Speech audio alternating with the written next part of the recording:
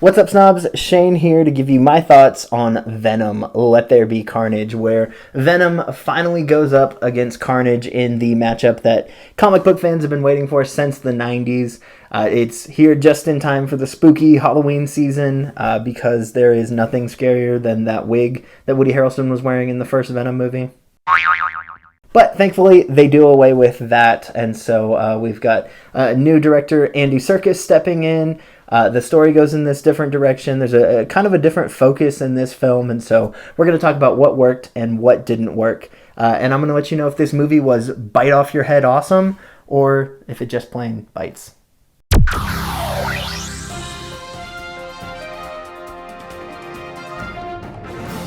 Let's talk about what worked for me. I think this movie is an improvement over the first film. I didn't really care for the first movie. I liked the character, I thought there was some dumb fun moments, but overall I wasn't really a big fan of that movie because I thought it was a little bit all over the place and had a forgettable villain and a number of issues. This movie, I think, is much more focused, and it focuses in on the relationship between Eddie and Venom. It kind of cuts Michelle Williams mostly out of the story to focus on Eddie and Venom, and I think that's a smart move. I think these are the heart of the story, these characters, and so getting to see them and their dynamic much more, I think, improves the film a lot. And a lot of that has to do with Andy Serkis coming in and really focusing on this, and, you know, his incredibly specific background to playing Gollum and Smeagol, who are, you know, these two characters that share the same body in the same way that Venom and Eddie do, I think really adds to this movie and takes it to a different level. I think the film also benefits from some really good CGI. It's easy to tell what's going on screen. This isn't like the Transformers movies where when two robots start fighting, you just see a mess of metal and you're not really sure what's going on.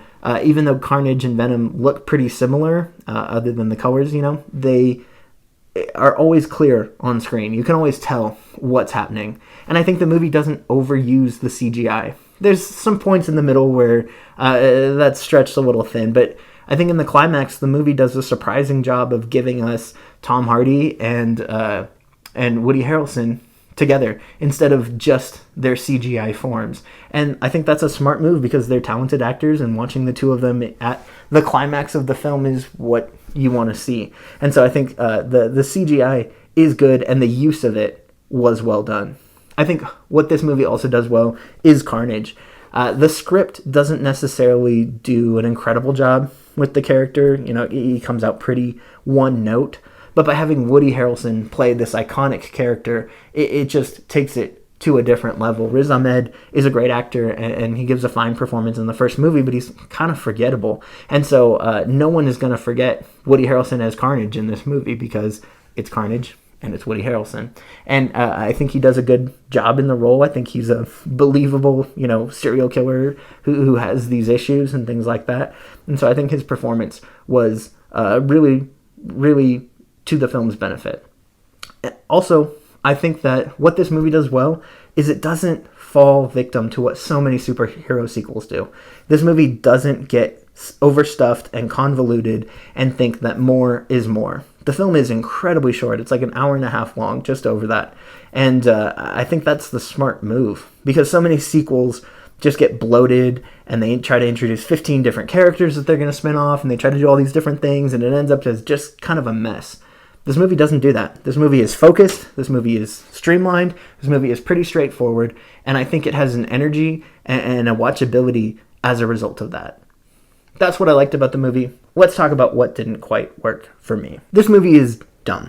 And that is dumb in a fun way sometimes when you're seeing, you know, Venom do his ridiculousness and the two of them are fighting with each other. And, you know, it feels very much like a romantic comedy at times where, you know, Eddie's trying to have a conversation with someone and we can hear Venom talking in his head, and then Eddie says something back to Venom and the person that he's talking to thinks they're talking to him, and you laugh at the situational comedy, and, you know, it's dumb in a fun way. But then there are times where it's just dumb in a dumb way where you go, wait, that doesn't make any sense. And if you think about it for more than about 5 seconds, the movie kind of unravels. And so you just got to know what to expect going into it. This isn't a masterpiece. This isn't The Dark Knight or, you know, the first Iron Man or Black Panther or some, you know, deep commentary on the human condition using superheroes as a metaphor. This is a movie that is a dumb, silly movie about a guy that has an alien living inside of him and bites people's heads off. And so that either works for you or it doesn't. It kind of worked for me. It didn't always. It lost me at times. There were a couple moments where I was, rolling my eyes or whatever. But there were some genuinely funny moments in the movie as well. I think the second thing that hurts this movie a lot is its rating. This movie should have been rated R. We should have gotten Carnage, just wreaking havoc and causing carnage. We should have seen Venom, bite people's heads off and have it be much more visually impactful than it is. The movie wants to be over the top. It wants to be Deadpool, but it still wants to be PG-13. And you can't have your cake and eat it too. It just doesn't work. And so the movie is goofy like a PG-13 movie, but trying to be edgy like an R-rated movie. And so it just comes out kind of mixed. And so the rating, I think, holds the movie back.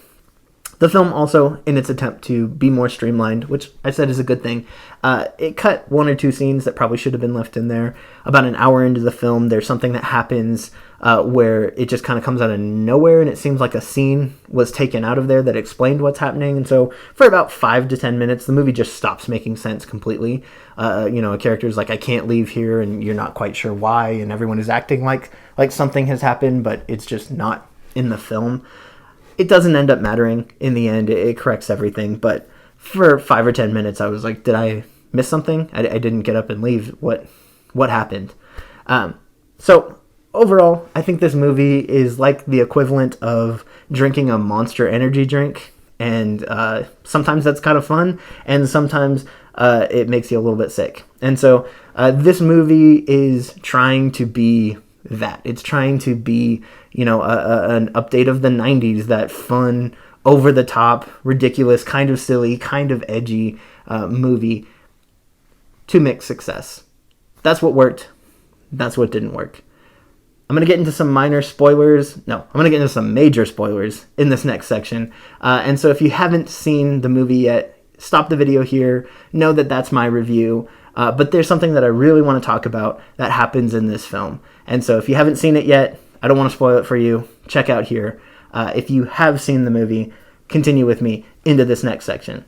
For the most part, I don't really care about this Sony Spider-Verse that they've been setting up with Venom and Morbius and, all this other stuff that they've been trying to get going. And I haven't really had a reason to care about it. When I watched this film, I kind of felt like, man, I'm glad that Marvel has the rights to their characters, because I forgot what, the Sony superhero movies can be like at times. And then we get this end credit scene where Venom talking to Eddie about, the hive mind knowledge that the symbiotes have collected over, the period of time that they've existed, and how he could blow his mind with stuff. And then they are transported interdimensionally to the universe in which Tom Holland's Spider-Man exists. And we see Tom Holland on screen as Spider-Man and J. Jonah Jameson talking about him. I don't know what this means. I don't know if this means that Venom is going to show up in the next Spider-Man movie that comes out in 2 months. I don't know if this means this is going to happen in the future. We've been kind of teased that Venom and Spider-Man are going to meet at some point, and I had no idea that was this imminent.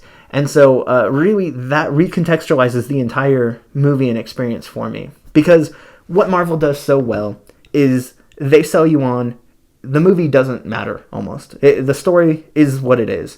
But because everything is interconnected, what they really need you to care about is the character. And as long as you care about the character, then you're still invested in the universe. And so you may not have enjoyed that one adventure. I didn't love Iron Man 2, but I love Iron Man the character, and so I'm still on board with that. Iron Man 2 was a success for the MCU because I cared more about Iron Man by the end of the movie. Didn't necessarily like the story or the adventure he went on. And so knowing now that Venom is going to be part of the MCU, that changes everything for me. Because I didn't really care for the story of this film, but I did enjoy the character. I did like Venom. I did want to see more of Eddie and Venom together on screen. And so seeing now that he's just going to be another player in this sandbox, it completely changes the way that I feel about this film. And so I don't know where this is going headed forward, but I think this is the huge thing that everyone is going to be talking about this movie for. This is the reason to see the film now, is it's connected. It matters. You have to, if you're an MCU completist, now you got to care about Venom, and you got to include this in your watch list. Overall, I think that this movie is loud, it's silly, it's stupid, it's in your face, but it accomplishes what it's trying to accomplish. It is what it is trying to be. And, that's really the barometer that you have to use when analyzing a movie, is how successful is it in accomplishing its goals. And I think it does what it wants to do. I think knowing where that twist was going in the mid-credit scene, they really focused on the character and said, forget the story is secondary. You have to love this character because where this is going in the future. And for me, that changes everything. When I first walked out of the theater, I was probably at a 2.5 out of 5 stars. But as I've thought about it over the last, couple days and let it ruminate, I think I've forgotten a lot of the stuff that I didn't like. That stuff just kind of faded away. And I think that what really has stuck with me is the things that I did like, the moments that I did enjoy, the things that I thought were funny, the scenes that I thought were cool or well done. And so for that reason, I'm giving Venom, Let There Be Carnage 3 stars out of 5. Thank you so much for watching this review. Don't forget to like and subscribe to my channel for more reviews like this as we're heading into award season. I'm going to do my best to cover all the major, critical darlings that come out, and as we get closer to Oscar time, analyzing these movies that are going to end up on, critics' best of the year lists and things like that. So you're not going to want to miss any of that. Make sure you check back for more videos. See you then.